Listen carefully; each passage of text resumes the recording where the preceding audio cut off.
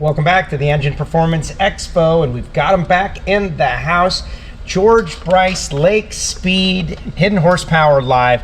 Watching the video, of course, seeing you two guys out there kind of talking about the history of the V-twin, but now we're going to talk a little bit about the history of you, and I am super excited about this. Like, we got him on the spot. We got him. Yeah, this is fun. It's a dream come true. I get to watch Joe on TV every week at the NHRA races and follow him a lot in Lake. I've been knowing him forever, and since he's talks more than anybody in America. He does. I think it would be great for me to be on competition with you guys up here for a few minutes. Very well. Who can talk the most? We'll see. Well, I definitely won't be talking the most, but I'll pepper you with questions, which I'm certainly known to do. Well, I do want to say something before we get going. Yes. Right, because I know that you know this man. Yes, sir. And we've been talking all day, for the last 2 days actually, about how the Engine Performance Expo is really in the spirit of what the AETC conference was. Well, we'd be really remiss not to pass on our condolences to Harold Bettis's family. Harold was the MC of the AETC conference, and if you were ever gone there, you know Harold. And Harold was a great man, much better sense of humor than me, more entertaining, much more knowledgeable than me, but he was a great host and made AETC, I think he partly made the show because he could pull it along, keep things going, make people think and question. So we definitely want to pass on our condolences to Harold's family and kind of memorize him. You said you got some stories about Harold. Well, yeah, Harold was like a father figure to me. When I first started in my business at Star Racing, we wanted everything that they sold. We wanted all the Superflow, everything. We wanted the Superflow 110. We wanted the dyno. I ended up with 3 or 4 different dynos I bought from Harold. I ended up with every flow bench that they ever sold. And whenever I would get to do a presentation along my 40 years, Harold would be the guy that would do my bio. He would stand up and introduce me. I got to go and speak in Colorado 3 times in that conference. And it was always something unusual I got to talk about, which he was passionate about, which is how to make more horsepower out of certain amount of cubic inches. And we just got to be great friends. And I really am thankful for what the part he played in my career and my life. Oh yeah, me too. He's definitely a mentor. He's a guy that would kind of, like everybody else so far, this thing is he pushes you up. Yep. You don't settle. You keep pushing, and I definitely want to thank him for that legacy. And hopefully we're doing a good job carrying it on. So that quest for how do you make more power for a given amount of cubic inches. Talk about that a little bit. Okay, I have one quick thing I wanted to say about Harold. Sure. At the conference at the AETC, is that what it was? Yep. And I was a kid, uneducated. I had trophies, I had championship rings, and I had all kind of cool championship stuff, but I was uneducated, and there were 300 attendees, and everybody that was in the program had science of this and doctor of this, and this guy was a doctorate, this guy had master's degree, and he went to the MIT and all these things, and I was so nervous and so upset about it. I was like, I'm gonna be like, they're all gonna be looking at me like, you don't know what you're talking about, you didn't go to school. Right. And Harold got me off to the side, put his arm around me, and he said, George, show me your hands. I showed him my hands. I had 2 championship rings, and he said, there's nobody in the audience that has one of those. He said, speak from that perspective. I said, okay. So anyway, that was to tie the conference together and the expo. That was really made a big part for me. But back to making the most horsepower. Yes, which are directly related. Right, exactly. Directly related. It was almost like a disease for me. We put the engine together and we made X amount of power, and I figured if we moved this, we'd make more power. If we moved this, we made more power. And the late great John Myers was my driver in Pro Stock Motorcycle in 1990, and we won the championship that year. That was our first championship, and we won 3 together all along. But going to the engine development side was what really connected me with this group of people that we see here. Right. And also, John would go out and win, and at the Gator Nationals in 1990, we were low by 3/10. I mean, like, the competition was going 8.0s. We were going 780s and 770s. Wow, that's just and John and I didn't know any better. We thought that's how you do it. And we said, if you can go fast, that's what you do. Well, it created a lot of trouble.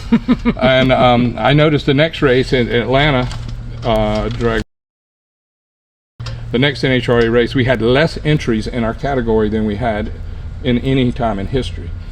And so I was worried about it. I don't want to be a champion of a category that has no competitors. Right. That totally devalues the effort. So we got National Dragster to do a story with us that was that I did dyno sheets, I did race pack data from John's bike, and I explained in detail for 3 pages in National Dragster how to go 770s on a Pro Stock motorcycle. Well, the class wasn't only because of that, but everybody was trying. But anyway, it opened some doors, opened some eyes, and created some opportunities for other people. And it also allowed us to get asked to do the engine technology conferences. Because we were setting records and winning races. But it ended up being a brutal science that took all day and all night, and you couldn't sleep without thinking about it. You couldn't eat without thinking about it. Matter of fact, eat, that was an option, you know. And when everybody would clock out and go home at Star Racing, I would stay, and we worked really hard to make the dynamometer where I could do it by myself. Right. Make it where I could start the engine by myself. I could go in, make the pull, get the results, go in, make the changes, and then come back, and I would just dyno and dyno and dyno until it literally would drop. Mm-hmm. And we went faster and faster and faster. So it just, like I said, it was a lifestyle. Well, you know, yesterday, you told me this story before, your version of the story. Yep. I asked Warren about Steve Burns and VP. Yep. And some of the... Did he have a similar story to mine? He said something about sort of a horse trailer showing up and blending fuel in the thing. Yeah. With a space suit on. Please, carry on. Tell the story. Yep, so Steve Burns from VP Race Fuel called me and said, hey, you want to make some gasoline, makes more power than anybody else? I said, heck yeah. I mean, you know, how much do I have to pay? He said, no, it's on me. And I said, wow, okay, cool. So he drove in. He said, we're going to do this after everybody's going home. We're going to do this all night, maybe 2 nights. And I said, okay. So he brought a horse trailer with a bunch of 55-gallon barrels in the back of it. And he would go outside and pour some fuel and come back in, and we would dyno, and it would make less power. He'd do some more and make more power. And we did it for 2 nights until we made substantially more horsepower. And I snuck out there one time. It was in the dark. I didn't have any lights or anything. I snuck out there, and he had on a silver space suit with gloves and boots, and he was out there pouring beakers and pumping from one drum to the other, making this stuff. And it was gasoline. Yeah, because he was making gasoline. He wasn't taking a fuel and adding to it. No. He was taking all the individual components and putting it together to make the fuel. And I may have mentioned this yesterday, but you know, tetraethyl lead, the lead in gasoline, in its neat form, 1 drop on your skin will kill you dead. That's right. So that's thus the spacesuit and all the other weird things that you don't want to breathe. So we made the power, and then he said, all right, here's what we're going to do. I'm going to let you use this gasoline exclusively for you and John for 1 year. And I'm leaving here, and I'm going to Warren's. Okay, so we get the back half of the story. Right. Yeah, this is how I remember it. Just because that's my opinion doesn't mean it's everybody's opinion, but that's how I remember it. But anyway, we were kind of partners in a deal where at the scales after every run, me and Lauren or me and Kurt or me and Greg Anderson, we might wink at each other just for a minute because we had VP stickers, you know. And it checked identical to everybody's gasoline. And I know this is a story that shouldn't probably be told. This is private, right? No one's watching. No. It's recorded, anyway, we can edit it out. The reason we won everything, but that was a reason we won some stuff. Because we had a little bit better gasoline. We also did it with oil. And we had some better oil than everybody, but it was an exclusive rights for a little while. Right. And created great relationships, great results. And I didn't know till later that you could die from the lead. I didn't know about that. But that's some harsh stuff. But let me tell you about a racer's mentality. Sure. This is what I learned. Hey, I got this gasoline. It'll give you 10 horsepower. Yeah. How much power? 10. But if you get it in your shop or children, they will die. Well, how much is it? I said, no, you don't understand. The people in your shop are going to die. Yeah, but how much power does it give me? I'm like, wow, that's a racer. It is. Wow, I don't know, that's like, never mind the torpedoes, just send it. Yeah. Well, you've been able to, and just, I walked into the restaurant at the hotel last night, and George is there, and his conversation went on, and just like story after story after story after story, because you were there for what many consider where the sport was televised, and RJ Reynolds was the sponsor, and there was, I don't want to say unlimited funds, but there were funds and support and all of that, and you got to be around so many great personalities, like you mentioned John Myers, and you had great rivalries. And when you look back at those early times, just what are you most fond of when you look back? Is it the wins? Is it the championships? Is it the relationships? It's all big, nice, what you call a honey bun, man. It's just this roll of good, all awesome stuff. I mean, I don't know exactly what you call it, but it is a pastry of outstanding opportunities. We had wonderful personalities you'll remember for the rest of your life. The performance opportunities, the rivalries that will be, you know, stories forever. And then we had some really, really great times with a team. The common denominator for all of that was George and Jackie, because no matter who was driving, no matter who the team was, it was always us. We rode the roller coaster. I mean, arm in arm. I mean, we went down in the lows. We thought we were going to starve to death. We went all the way up to top, where we actually thought we were just some dumb kids that were rich for a minute. And we got trained by the best. We got trained. I mean, when you have RJ Reynolds Tobacco Company as your primary sponsor for 4 years, I mean, that's like going to an Ivy League college and whatever. I mean, being a motorsports experts. It was awesome. We learned a lot. I remember one time, there's a lot of truth to that, right? T. Wayne Robinson, yes. Yeah, rest in peace. Yeah. I mean, I remember on the story, it was great. We had 5 engines when we were at the peak of our Winston deal, and they were really fast, and we didn't have any slow ones. We left them at home, and we left one other one at home, and it was our very, very best engine. We left it at home in the dyno room, covered up with a blanket over it, and the guys at the shop called me crazy. He said, why is that? And I said, because we go to the races and we get outrun, and then we go to races 6 months later, and that guy don't even show up or qualify. He don't know how he did it. So when we got these 5 engines, I'm going to keep this one as our standard. This is the bar that's set right here. We get lost, we're going right back to that piece, put it back on the dyno. It's going to make great horsepower, and we're going to take it apart and find out what we traveled away from, what we veered away from. So it was good to have that. And then one day, we were in Rockingham at the Winston Invitational, and Angel was #1 qualifier, and we were racing and qualifying, and one round we were so far in the lead in the points, in the qualifying order, that I decided to pull the plug and park. Open my beer, send Angel to the tower to do some commentary. My Winston boss comes over and he says, where's the Winston bike? I said, it's in the trailer. He says, oh no. I said, what? No. I said, I don't want to tear up stuff. Tear up stuff? What do you mean you're going to tear up stuff? I said, I'm not going to make any runs I don't have to make. He said, you have to make every run. I said, do what? I said, I've never heard of that. And he said, yeah, we're paying you for that motorcycle to go up and down that racetrack. It's got to say Winston. Angel's got to have Winston, and you got to have Winston, and you're not sitting out ever. And I was like, wow, I had no idea. I'm thinking about saving parts. I'm an engine guy. We got everybody covered. Let's park it. Sometimes, the race is on Sunday, man. Yeah, we're racing tomorrow. But I've seen the qualifying. Like guys say, they put the 24 car in the garage and they parked it. They're done practicing. They're done qualifying. You know, well, they're saving parts. Well, I thought that's how you raced. Right. Yeah, but they wasn't a Winston car. No. Right. T-Wayne, those guys, man, they were on it. They taught everybody how to do this. They told me and Angel one day, got us in private up in the trailer, and they said, don't y'all ever argue with each other ever again in public. Okay, I got you. They were like daddies and parents to us, you know. They're right. They were right. They are right. Yeah. Well, one thing you mentioned kind of in there that I think is really kind of key, goes back to Warren again. Keep on mentioning Warren, right? You had that one motor that was your best motor that you set aside. Back to documenting your path. Yes. So Warren said you got to have good notes, because you're going to lie to yourself if you think that you fill in the gaps and you fill them in wrong with your own ego and pride and all that. That if you have that, you can always go back to it. The one we worked on was number 5.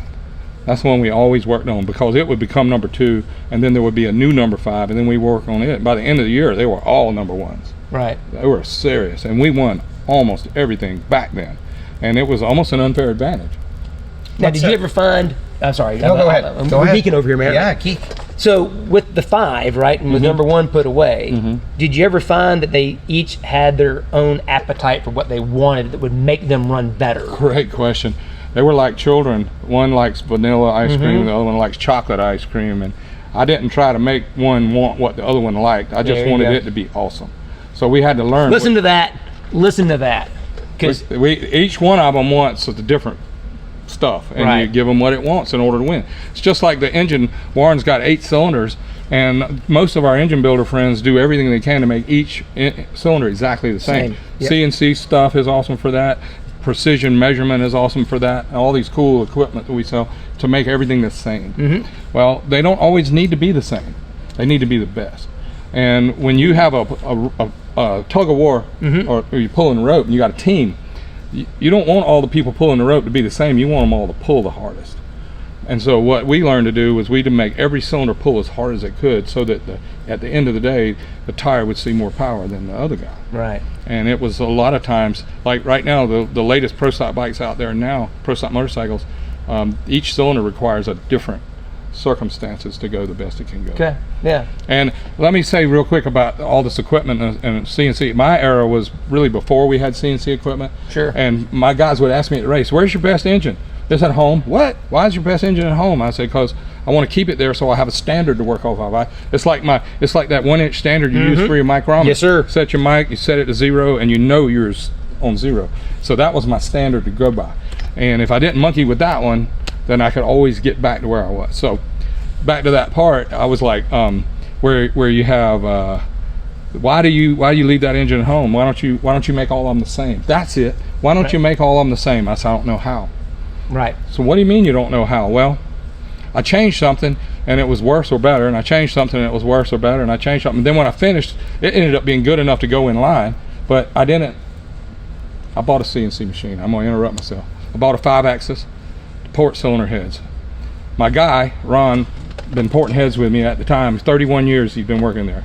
He was so threatened by the CNC machine. He was so threatened. He thought that he's gonna have to go find a new job, and but his value went right up because the CNC machine was standing around every day eating money, and it was asking me what to do. The CNC machine was like, "Come here. What do you want me to make?" Right. And I was like, "Well, I want to make something. I want to make some chips. I want you to make something, So what do you want me to make?" So I said, So I get Ron. I said, "Ron, make me a port that does blah, blah, blah." And then I would give that to the machine. The machine would scan it, copy it, and make it. And then by time we went through all the engineering, the post-processing, the tool path, and manufacturing, we ended up behind. So what I did at that rate of incline, that rate of increase of our performance, I wanted a better cylinder head the next time than I wanted that one. So since I wasn't selling them, I didn't want a lot of those. I wanted the next one that was better.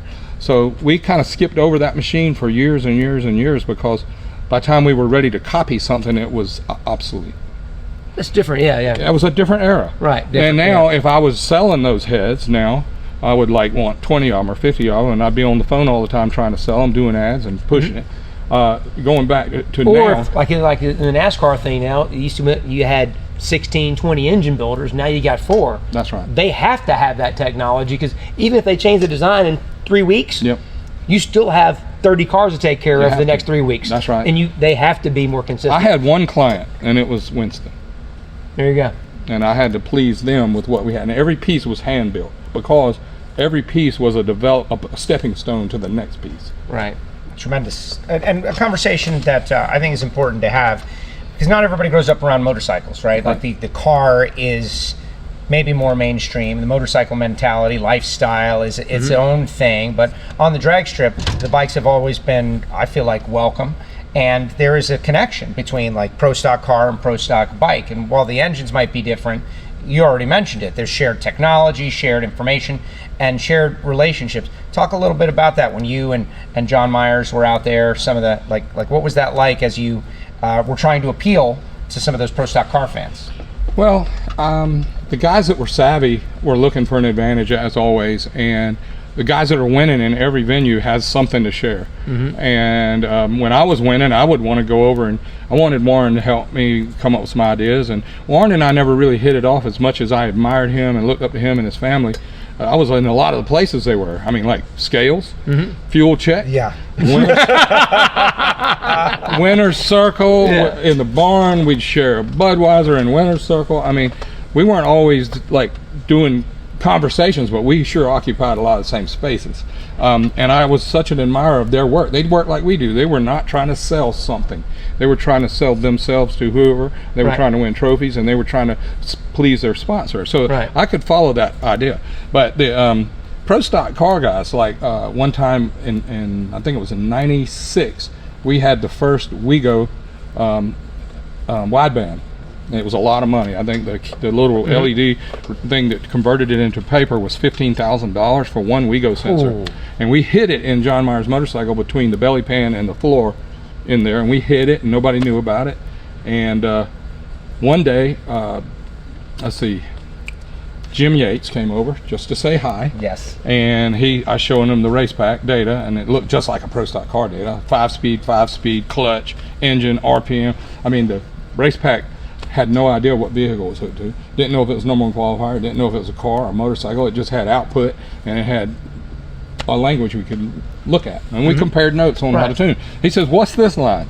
I said, "That's my air-fuel ratio." He said, "Get out of town." I said, "Yeah." I said, "Cost 15 grand. What?" And he went over and he told Maskin. So Maskin comes over about 15 minutes later, and he's getting he's going to buy 8 of them and put on the car. Just like that. Just like that. Yeah. And there it goes. Boom, it goes right out the roof. I don't know how much money that is, but they were really hard to get. But that was immediately we ended up with a nice little team effort of sharing information that didn't hurt each other in any way. And I was really good not having to tell people what I knew. I was really good at that. Now in this part of my life, I don't mind telling people what I think I know. Right. But at the time, what I knew was such an advantage to me, I thought, and I kept it by myself. And it was cool to blend in with the Pro Stock car guys because they wanted to win bad. I wanted to win bad. And they would keep an eye on whose trailer you'd go look at. Like, you know, if he's going in that trailer now, be careful what you tell that guy. Right. You know. Well, back to the scooter, right? Couldn't be further warned because he was tight with Glidden. That's right. Glidden wouldn't let him go over there. It's like.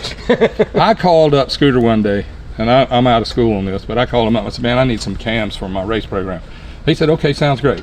He said, "Send me some information." So I emailed him information. He calls me back on the phone. He said, "George, I hate to say it, but I can't help you." I said, "What?" And he said, "One of our biggest clients has a problem with us helping you." And I said, "Wow." Yeah. And they were racing against me. Wow. Yeah. Well, that makes sense. And you had a Pro Stock car at one point. Yes, I did. That's information that I didn't know. Yeah. There was a race that I was actually at that you were running Pro Stock and Pro Stock motorcycle Out of one rig. out of one rig at the same time. Fire suit and leathers. Yeah. That was pretty cool. That was fun. It was 94 at the Gator Nationals. Me and my best friend, we were ignorant, and we borrowed money from the bank and bought a Don Ness car, and we bought a 500-inch engine out of the back of National Dragster and put it on the dyno and ran it, took it apart, and did everything motorcycle to it. Changed the pistons, changed the camshaft. Kip at Cam Motion was helping me. I explained to him the engine didn't know it was in a motorcycle or car. Let's just make it make a lot of horsepower. And we worked on connecting rod links and strokes and bores and rings seal and all the cool stuff. Had some P8, P9 cylinder heads from Carson City, Nevada over there. And we ported heads and did all the work. Well, it wasn't easy. We were having our way with Pro Stock Motorcycle. We were qualified number 1 and number 4 the same day I was running the Pro Stock car.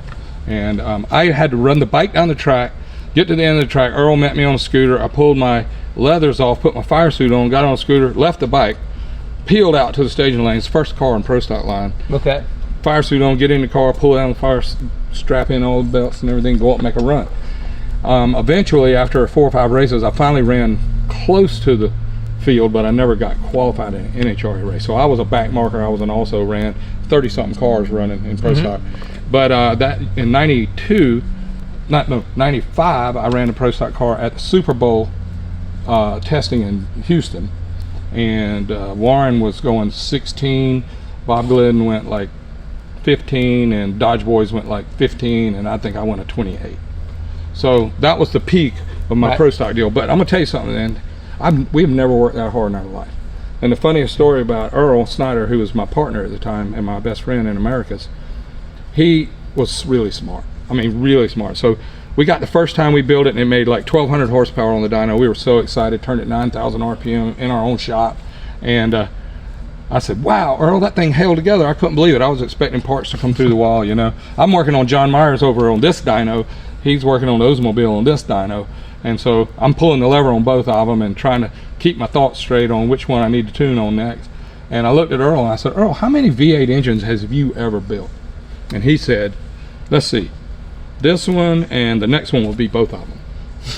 That stuck with me forever, you know. But he was always a funny guy. But man, how does a guy who's never even built a V8, you know, knocks that out? So he was just a smart guy, and it was a pretty worked out piece of Well, we had that conversation, and I think it was Scooter just minutes ago that his dad told him, right? Like they might all look different, Right. but they're all doing the same thing. And there's things that apply from one to the next, whether it be the V8, whether it be the V-twin. Yeah, it doesn't know. I mean, that ring, 4.5 bore, 0.9, perfectly AP, nice ring.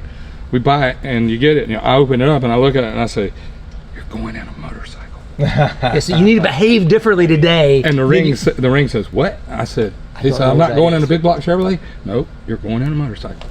And you know, you put it in there, and the camshaft, the lifters. I was just talking to the guys here. The lifters are all the same, pretty much. A lobe is a lobe; it fits. The push rods, we got to have the stiffest, shortest push rod we can get. We got to have a camshaft that's almost square lobe, where it opens as soon as possible, closes as soon as possible, gets to full lift as soon as possible, and all those parts have to be the same. If it's a V-twin or the guy with a single cylinder tractor pulling engine, all the same trouble applies. You gotta fill it with air on time. You gotta stop it. You got to squeeze it as hard as you can. You got to light it on time. You got to take that power and convert it into energy to rotate the crankshaft, and then you got to get it out through the exhaust pipe. And you only have 720 degrees to do it, which happens 100 times a second when it's running at full song. Amazing. It is. One of those moments that he just can't. I know. Well, a couple of things. How many To times a this second? conversation, right? Just like firing off all the neutrons in your brain, right, or neurons, or whatever they are, right? It's funny. You mentioned talking about how the engines are different, right? The first time that I picked up on that was actually in Indy in 2005, the same day that Mark and I had dinner with Scooter about the whole oil program deal. So we're up there in Indy walking around, just trying to figure stuff out in a little bit. And we talked to Grump, you know, and we were talking about oil and stuff. And he's like, well, you know, I run your oil in this one. And I run Royal Purple and that one. And I run Redline and that one. And I'm like, Oh, boy. Grump, why? He said, because they're all different. They all have their own personalities. That one likes your oil. They don't like the Redline. That one likes the Royal Purple. They don't like either one of the other two. And that one only likes Redline. So that's the only one. That's the only one I give it. Wow. And I'm like, that just stuck me. It's just you know, just Grump being Grump. But it's like, it's just facts. These engines are all different. They got different personalities. Yeah. You know, hey, one of them may have been a DRC2 that was a compacted graphite, and that was the good one, and may one have been a DRC3 that it warrants that it's not the same, right? We don't know what the differences were, but he knew they were different. They had different appetites. They're different based on what we know how to measure. Bingo. Exactly, because the reason it's the same is because of what you measure. It's not the same because of what you didn't measure. Right. That's definitely different. There's more unknowns than there are knowns. Yeah. People ask You don't me all the believe me? time, Go how look at the sky on a cloudless night. Go look at the sky. There's more that we don't know than we do know. Absolutely. People ask me every day. They say, "Well, aren't you about on a Suzuki Pro Stock engine? Aren't you guys about maxed out on horsepower?" I'm like, no. Been trying for a long time, but man, there's plenty left. The ceiling ain't even, and ceiling's high. Right. Well, think about it. And The that's what Formula Warren One said guys. yesterday too about not fuel injection. No, they haven't even gotten there yet. There's more to go. A lot more to go. You think most really good engines are going to be about 35% thermal efficiency. Okay, that's a good number. Yeah. The modern Formula One stuff is over 50. So there's engines being built right now that have over 30 or 50% thermal efficiency. So yeah, there's a long way we can go because I mean 15% more efficiency. Yeah. I mean that's a lot of power. And if you use brake energy to electrify a turbocharger, isn't that brilliant? That's crazy stuff. It's like, man. Can you imagine you put an electric motor on a turbo and power it off of the brakes? Yep. No lag. Well, and think about this. I mean, the part of that thing is they're also direct injection. Yes. And they're actually like an old diesel. So some things are old or new. They have a pre-chamber. So they're actually spraying the fuel into a pre-chamber, igniting it, and then letting it go out into the main combustion chamber because they can run leaner that way. He's been inside with a spacesuit on. I'm sure. Yeah. No, I could tell by his description that he's actually been inside and watched it up if close. like a crew of people come in and take Lake away. It's the Formula One guys. You seen that on Saturday Night Live. Right. When they said that. They thought they got me with the Men in Black zapped my brain, but I was paying close attention. So we got a lot of ground to cover here because the bikes are in action here this weekend, and you're going to head out, from what I understand. I'm going to go look at them for the first time in a while, yeah. I can't wait to talk about that, but I want to know, like, the first time you met Angel. Okay. You know, John, look at the people you've been able to work with, right? Like John Myers, of course, one of the greatest of all time. And then Angel comes into your life, and she captures the imagination of so many people out there in the world of drag racing, goes on to become the winningest female drag racer in the history of the world, and is now out there still relevant. We'll talk about where later. Yeah. But tell me about that, your first encounter with Angel. It was great. Internet first was invented when we met. She had an email address and I didn't. It was called SuzukiGirl@AOL.com. I think that might still be it. So yeah. Oops. Yep. I don't think so. Okay. But anyway, it was I was like, what's that? She said, oh, you got to email me. And I'm like, I didn't even, the only computer I had was what's it called, a Pentium 100 on my dyno.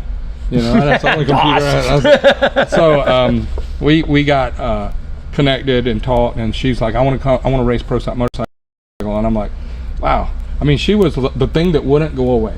I mean, she was literally like that thing that was like, you just, no, I'm sorry. Persistent. Okay, I absolutely will try. Okay, good. I mean, just back and forth. So finally one day she shows up at a race in Atlanta. John Myers and I are racing, and Steve Johnson, it was in '95. Steve Johnson was on my team. He had Slick 50, and John Myers had the Star Racing bike, and she was standing on the road, little teeny weeny little girl standing there. She's 98 pounds, 5'1", maybe 5'1", really little, and the most patient. Everybody came, everybody left. She was just standing there, and she said, hey, George, I'm Angel. And I said, hey, and she said, I'm going to race pro stock motorcycle. She introduced herself. Hi, I'm going to race pro stock motorcycle. I'm like, I love it. I'm like, really, are you? So I said, you want to sit on the bike? Oh my gosh. So she comes in there and sits on John's bike, and it fit her perfect. I mean, her arms were John's too big for it. I didn't know it till I saw her on it, you know. Right. Man, that fits nice. I said, you got to come to the school. She says, okay, I'll come to the school.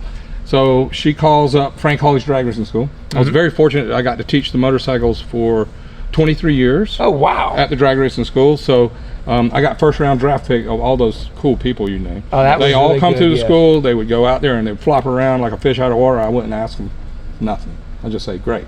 And then the ones that did really well, I'd like give them a card and let's go talk, you know. So it was like drafts. Right. Like having the drafting. Sure. advantage. So you were putting the time in. yeah, so she called the school to get her appointment, and the girl Felicia answered her phone, and she said it's 125 pounds minimum, 200 pounds maximum, and you got to have experience racing a slick and wheelie bar. That's the criteria. And she's like, I'm too small. Well, I'm sorry. Call us back maybe when you get bigger. She calls back. She got this girl, Felicia, so upset. Felicia calls me on the phone. She says, George, will you please let this girl in the school? Please, please, please. She's already pleaded with me forever. I'll sign a letter. She wrote me a letter. We'll get her parents to sign all waivers. Just give her a chance. Okay. So she comes to the school finally. She is wearing this thing out. She is not taking no There's for an answer. nobody that she wanted to go to that school like she wanted to drink when she was thirsty, like she wanted to eat when she was hungry. It was bigger than food and water. I mean, bigger. So she shows up and says, hi, I'm Angel. I'm going to race pro stock motorcycle. Sent me a letter and signed it. Future NHRA Pro Stock champion. Get out. I have the letter still. Wow. That's crazy. Yes. And confidence. So I'm like, right. Determination. I don't see this coming. And she backed it up. Well, that's the biggest part, right? So anyway, so she comes in the first day. She's got a baseball hat pulled on over her eyes, camo shirt, and no makeup, and she's just sitting there being a mouse, paying attention like crazy. Next day, after she drove really well, she came in, she was all dolled up, had makeup, curled hair, had a little flowery shirt on, and I was like, wow, you can drive and look like that. So now I'm interested. I called Jackie at home and I say, there's this girl here that's been aggravating us to death, and she can ride a motorcycle. And so I'm thinking, what can we do? So she does good. She goes through school, does good. I give her a couple runs, count for a license. She comes back. She came back 5 times. She came back to the class 5 times. Wow. On her own dime. Yep. And then she was overextending all the credit cards, didn't have any money, getting ready to lose everything, and because she had put all in. And then finally one day we said, you know what, come over here and we'll go race a pro stock motorcycle. Me and Jackie decided. So we gave her a chance, and she went to Denver. First race ever she entered. She qualified 4th. She was the first pro stock motorcycle going to 7s at Denver. And live TV, not live TV, the big Jumbotron with big color right when it's getting dark, and she had a neon pink helmet. And Mickey Nutting from Winston and his wife were driving down the interstate on vacation. That's the new business development for R.J. Reynolds Tobacco Company. They drive by, driving by Bandamere can see the sign. They say the sign, and they saw this pink helmet, and they said, let's go check at the track. So Mickey calls Miss Winston, says, we're coming in the gate, can you come get us? They come meet him. They go up there, and all of a sudden the Winston boss, the big boss, is standing there with his wife, and they're watching Angel, and they said, we want to go meet her. So they drive down to our truck, and they had us down in the dirt past the scoreboards, right? Yes. So we go down there, and they're like, oh my God, she's so tiny, she's so cute, blah blah blah. And he gives me his card, and they call me. Are you kidding me?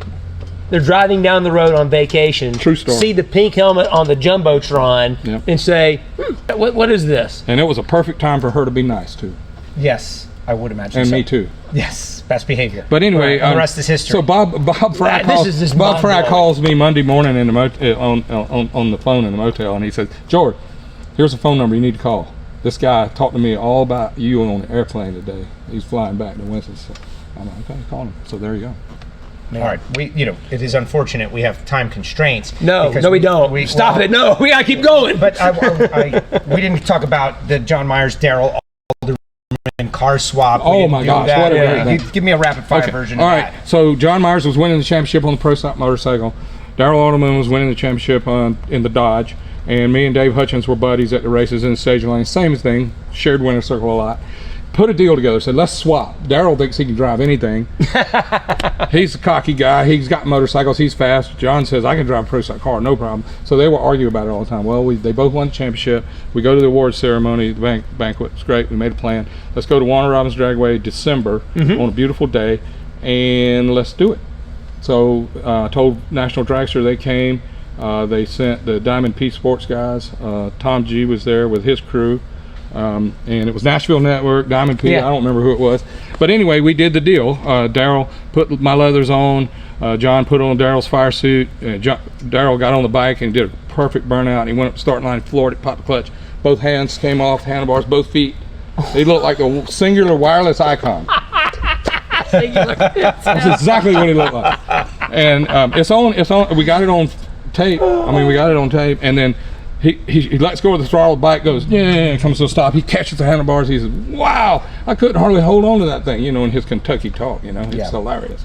Okay, so now relevance now though, right? You talked about going to the track. You're relevant right now, and maybe the golden era of pro stock motorcycle might be happening right now. Talk a little bit about your involvement, what's happening with the 4-valve cylinder heads that have just been approved, even though you guys have had one that you submitted years ago. It's been approved. Steve Johnson, a rider that was with you years ago, was first in the points until the last race, is second in the points now, and very much in the middle of the championship fight with maybe his best chance to win a championship. That's right.